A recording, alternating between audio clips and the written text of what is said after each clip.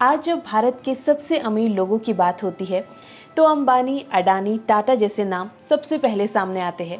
लेकिन क्या आप जानते हैं कि आज से करीब 100 साल पहले उत्तराखंड की इन वादियों में एक ऐसा भी इंसान हुआ था जिसकी दौलत इतनी ज़्यादा थी कि लोग उसका असल नाम ही भूल गए थे और उसे सिर्फ एक नाम से जाना जाता था, मालदार। कहा जाता है कि उसने पूरे के पूरे गांव खरीद डाले।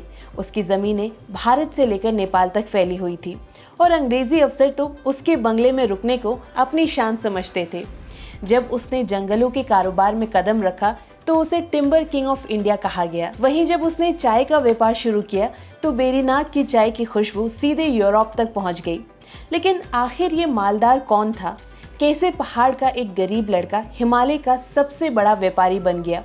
कैसे उसने अंग्रेजों के दौर पे अरबों का साम्राज्य खड़ा किया? और आखिर क्यों उसकी मौत के बाद उसका इतना बड़ा साम्राज्य धीरे धीरे बिखरता चला गया?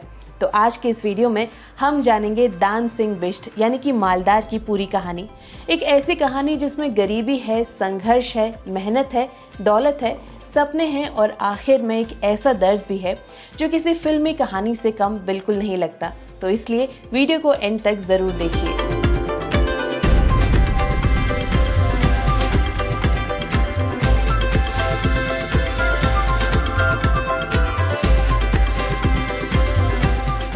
साल 1906 में कुमाऊं के पिथौरागढ़ जिले के एक छोटे से गांव वड्डा में दान सिंह बिष्ट का जन्म होता है। उनका परिवार मूल रूप से नेपाल के बैतडी इलाके से आता था। उनके दादा राय सिंह बिष्ट घी का छोटा कारोबार करते थे। परिवार की आर्थिक स्थिति बहुत ही कमजोर थी। उस दौर में पहाड़ की जिंदगी आसान तो बिल्कुल नहीं थी। न सड़कें थी, न अस्पताल और न ही रोजगार के ज्यादा साधन थे। लोग दिन रात मेहनत करके किसी तरीके से अपने परिवार का पेट पालते थे। दान सिंह के पिता देव सिंह बिष्ट भी घी बेचने के लिए एक छोटी सी दुकान चलाते थे। कई बार घर की जरूरतें पूरी करना भी मुश्किल हो जाता था। लेकिन इन कठिन हालातों के बीच दान सिंह का दिमाग बेहद ही तेज माना जाता था। गांव के लोग कहते थे कि ये लड़का बाकी लड़कों से बहुत ही अलग है। उन्हें बचपन से ही व्यापार और हिसाब किताब में खास दिलचस्पी थी।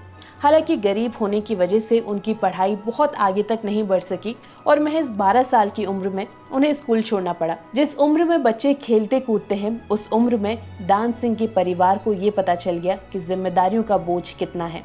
उनके पिता चाहते थे कि बेटा जल्द से जल्द व्यापार सीखे और काम संभाले, और शायद उस लड़के की असली जिंदगी यहीं से शुरू होने वाली थी जो आगे चलकर मालदार कहलाने वाला था। कम उम्र में ही दान सिंह को एक ब्रिटिश लकड़ी व्यापारी के साथ बर्मा यानी कि आज के म्यांमार भेज दिया गया। उस समय बर्मा लकड़ी व्यापार का सबसे बड़ा केंद्र माना जाता था। वहाँ विशाल जंगल थे और अंग्रेजी कंपनियां बड़े स्तर पर कारोबार करती थी। यहीं से पहली बार दान सिंह ने बड़े व्यापार की दुनिया को बहुत करीब से देखा। उन्होंने अंग्रेजी व्यापारियों को काम करते देखा और समझा कि बड़े सौदे कैसे होते हैं, माल कैसे भेजा जाता है और मजदूरों और पैसे को किस तरीके से संभाला जाता है। दान सिंह हर चीज को ध्यान से सीखते थे। कहा जाता है कि वो घंटों बैठकर अंग्रेजी अफसर की सिर्फ बातचीत ही सुना करते थे ताकि व्यापार की बारीकियों को वो अच्छे से समझ सके। धीरे धीरे उन्हें यह एहसास तो हो गया कि अगर जिंदगी बदलनी है तो कुछ बड़ा सोचना पड़ेगा। इसी दौरान प्रथम विश्व युद्ध भी शुरू हो गया और ब्रिटिश इंडिया आर्मी को बड़ी मात्रा में घी की जरूरत पड़ने लगी। दान सिंह के पिता और दादा ने सेना को घी सप्लाई करना शुरू कर दिया और यहीं से इस परिवार की आर्थिक हालत सुधरने लग गई थी। हालांकि उस समय किसी ने ये नहीं सोचा था कि आने वाले वर्षों में यही परिवार पूरे पहाड़ का सबसे अमीर और सबसे चर्चित परिवार बन जाएगा। साल 1919 में 19 सितंबर का दिन दान सिंह बिष्ट और उनके परिवार की जिंदगी का सबसे बड़ा मोड़ बनकर सामने आया। उनके पिता देव सिंह बिष्ट ने एक ऐसा फैसला लिया जो आगे चल के पूरे परिवार की किस्मत को बदलने वाला था। उन्होंने कर्जा लेकर एक ब्रिटिश कंपनी का लगभग 2000 एकड़ का विशाल फार्म खरीद लिया। उस दौर में किसी पहाड़ी परिवार का इतनी बड़ी जमीन खरीदना बेहद ही बड़ा और हैरान कर देने वाला फैसला माना जाता। लोग उनका मजाक भी उड़ाते। कई लोग कहते कि इतना बड़ा जोखिम लेने के बाद ये परिवार तो पूरी तरीके से बर्बाद होने वाला है। लेकिन दान सिंह बिष्ट और उनके पिता को खुद पर भरोसा था और ये वही समय था जब दान सिंह के अंदर का एक बड़ा व्यापारी पूरी तरह जाग चुका था। उन्होंने समझ लिया कि अगर जिंदगी बदलनी है तो बड़ा जोखिम उठाना ही पड़ेगा। उस दौर में दान सिंह ने बेरीनाग इलाके में मशहूर टी स्टेट को खरीदने और उसको आगे बढ़ाने में भी एक अहम भूमिका निभाई। उस समय पूरी दुनिया में चीनी चाय का दबदबा था और भारतीय चाय की उतनी खास वैल्यू नहीं थी, लेकिन दान सिंह की सोच बाकी व्यापारियों से बेहद ही अलग थी। उन्होंने चाय के कारोबार को गहराई से समझना शुरू कर दिया। कहा जाता है कि उन्होंने और उनके मैनेजर ने वो खास तकनीक भी खोज डाली जिससे चीनी व्यापारी अपनी चाय में बेहद खुशबू डालते थे और उसमें अच्छा सा रंग भी आता था। उन्होंने वही तकनीक बेरीनाग की चाय में इस्तेमाल करनी शुरू कर दी। धीरे धीरे बेरीनाग की चाय मशहूर होने लगी और फिर वो समय भी आया जब उसकी खुशबू ब्रिटेन तक पहुंच गई। विदेशी व्यापारी भी इसकी गुणवत्ता से प्रभावित होने लगे। एक छोटे से पहाड़ी इलाके की चाय अब अंतर्राष्ट्रीय बाजार में अपनी पहचान बनाने लगी थी। आज भी बेरीनाग की चाय उत्तराखंड की पहचान मानी जाती है, लेकिन दान सिंह मालदार की सबसे बड़ी सफलता अभी आना बाकी थी। उन्होंने लकड़ी के व्यापार में कदम रखा और ये फैसला उनकी जिंदगी पूरी तरीके से बदलने वाला था। उस दौर में ब्रिटिश रेलवे तेजी से फैल रहा था और रेलवे ट्रैक बिछाने के लिए लाखों लकड़ी के स्लीपर्स की जरूरत पड़ती। दान सिंह मालदार ने इस मौके को तुरंत ही पहचान लिया। उन्होंने कुमाऊं और हिमालय के घने जंगलों से बड़े स्तर पर लकड़ी निकालना शुरू कर दिया। हालांकि पहाड़ों में सबसे बड़ी समस्या ट्रांसपोर्ट की होती थी, क्योंकि ना सड़कें थी और ना ही ऐसे ट्रैक की सुविधाएं जहां से वो लकड़ियां भेजी जाएं। ऐसे में दान सिंह ने एक ऐसा तरीका निकाला जिसने सबको ही हैरान कर दिया। वो लकड़ी के विशाल तनों को पहाड़ों की नदियों से नीचे की ओर भेजते थे। धीरे धीरे पहाड़ की नदियां ही उनका सबसे बड़ा ट्रांसपोर्ट सिस्टम बन गई। इसके अलावा उन्होंने रस्सियों वाले पुलों और नए पहाड़ी रास्ते भी बनाए। किसनई से मेहंदी पत्थर तक बनाया गया उनका रास्ता आज भी बिश रोड के नाम से जाना जाता है। उनकी मेहनत, दूरदृष्टि और अनोखे तरीके की वजह से लकड़ी व्यापार तेजी से बढ़ने लगा और धीरे धीरे लोगों ने उन्हें टिम्बर किंग ऑफ इंडिया कहना शुरू कर दिया। अब दान सिंह बिष्ट का व्यापार सिर्फ पहाड़ों तक सीमित नहीं रहा, बल्कि पूरे भारत में फैल चुका था। लाहौर, वजीराबाद, जम्मू, पठानकोट, बरेली, बिहार और असम जैसे बड़े शहरों में उनके गोदाम और व्यापारिक केंद्र मौजूद थे। उनकी company DS Bisht and sons में हजारों लोग काम करते थे। उस दौर में लोग कहते थे कि जहां रेल नहीं जाती वहां भी मालदार का माल पहुंच जाता है। ये बात उनके विशाल व्यापारिक नेटवर्क को दिखाने के लिए काफी थी। नेपाल के काठमांडू तक उनकी जमीनें थी और आसाम की गारो हिल्स तक उनका कारोबार फैला हुआ था। इतना ही नहीं, अंडमान और ब्राजील के बड़े ठेकों में तक उनका नाम लिया जाता। उस समय शायद ही कोई दूसरा पहाड़ी व्यापारी होगा जिसका इतना बड़ा व्यापारिक साम्राज्य चल रहा हो। धीरे धीरे दान सिंह मालदार की दौलत और रुतबा दोनों ही बढ़ने लगा और लोग उन्हें किसी राजा महाराजे की तरह देखने लगे। नैनीताल झील के किनारे बने उनके शानदार बंगले में शानो शौकत की कोई कमी नहीं थी और शायद वही उनकी पहचान बन चुका था। अंग्रेजी अफसर और बड़े व्यापारी उस बंगले में ठहरने को ही अपनी शान समझने लगे थे। कहा जाता है कि उनके घर में उस दौर में कई विदेशी चीजें मौजूद थी जिसको आम लोगों ने महज तस्वीरों में ही देखा होगा। उनके पास घोड़े थे, शानदार गाड़ियां थी, हजारों नौकर चाकर काम करते थे। लेकिन इतनी दौलत और शोहरत होने के बाद भी दान सिंह मालदार पहाड़ की मिट्टी से हमेशा जुड़े रहे। दान सिंह बिष्ट उर्फ मालदार सिर्फ एक बड़े व्यापारी नहीं थे, बल्कि शिक्षा और समाज सेवा के क्षेत्र में उनका योगदान बेहद ही बड़ा माना जाता है। उनका मानना था कि पहाड़ का विकास तभी संभव है जब यहाँ के हर एक बच्चे को अच्छी शिक्षा मिले। यही वजह थी कि उन्होंने अपनी कमाई का एक बड़ा हिस्सा स्कूल, कॉलेज और छात्रों की मदद में लगाया। उस दौर में पहाड़ में शिक्षा की सुविधाएं बेहद ही कम थी। दूर दराज के गाँव में बच्चों के लिए स्कूल तक नहीं हुआ करते थे। लेकिन दान सिंह बिष्ट चाहते थे कि पहाड़ के बच्चे भी आगे बढ़े और उनको भी अच्छी शिक्षा मिल सके। नैनीताल के प्रसिद्ध डीएसपी कॉलेज की स्थापना में उनका बहुत बड़ा योगदान माना जाता है। उन्होंने इस कॉलेज के लिए लगभग 12 एकड़ जमीन और बड़ी धनराशि दान में दी थी। आज ये कॉलेज उनके पिता ठाकुर देव सिंह बिष्ट के नाम पर डीएसपी कॉलेज के नाम से जाना जाता है और उत्तराखंड के सबसे प्रसिद्ध शिक्षण संस्थानों में इसका नाम गिना जाता है।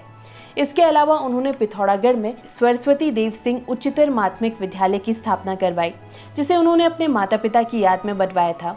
दान सिंह बिष्ट ने सिर्फ स्कूल और कॉलेज ही नहीं बनवाए, बल्कि बच्चों के लिए खेल के मैदान और दूसरी जरूरी सुविधाएं भी उपलब्ध कराई। उन्होंने गरीब और ज़रूरतमंद बच्चों की पढ़ाई के लिए स्कॉलरशिप की व्यवस्था भी शुरू की थी।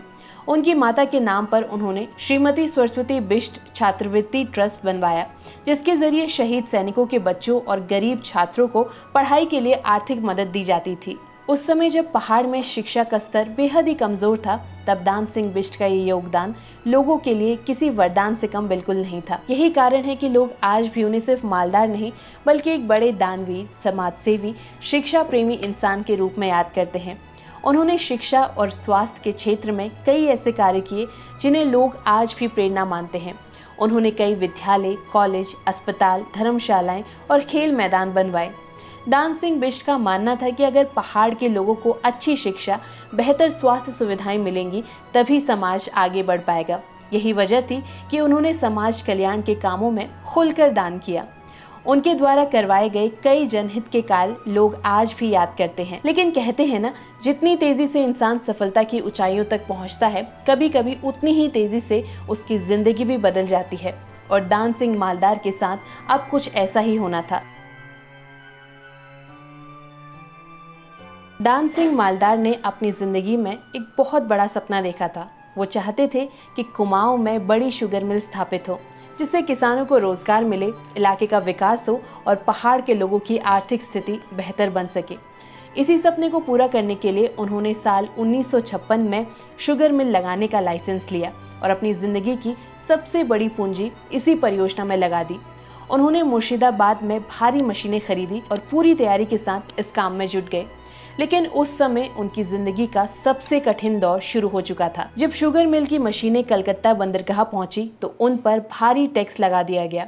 सरकारी नियम, कागजी कार्यवाही और अनुमति की जटिल प्रक्रिया उनके रास्ते का सबसे बड़ा रोड़ा बन गई। मशीनें लंबे समय तक बंदरगाह में ही पड़ी रही। उधर कर्ज का ब्याज लगातार बढ़ता गया और इधर उनका पैसा भी डूबता चला गया।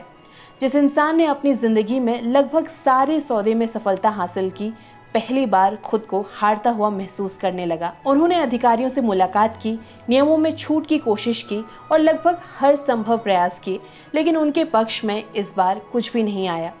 आखिरकार उन्हें भारी कर्ज लेना पड़ा, लेकिन इतनी मिन्नतें और कोशिशों के बाद भी वो शुगर मिल कभी शुरू ही नहीं हो पाई। ये सिर्फ व्यापार में हुआ नुकसान नहीं था, बल्कि दान सिंह मालदार के सपनों का टूटना था। धीरे धीरे तनाव बढ़ने लगा, उनकी सेहत खराब रहने लगी और कहा जाता है कि वो अंदर ही अंदर इस बात से टूट चुके थे। आखिरकार साल 1963 में मजबूरी में उन्हें शुगर मिल के सारे शेयर बेचने पड़े। इसके कुछ ही समय बाद 10 सितंबर 1964 में दान सिंह मालदार ने इस दुनिया को अलविदा कह दिया। दान सिंह मालदार की सबसे बड़ी कमजोरी मानी जाती है कि उनका कोई बेटा नहीं था। उनकी 7 बेटियां थी, लेकिन उस दौर में समाज पूरी तरीके से पुरुष प्रधान था। इतने बड़े व्यापारिक साम्राज्य को संभालना आसान बिल्कुल नहीं था।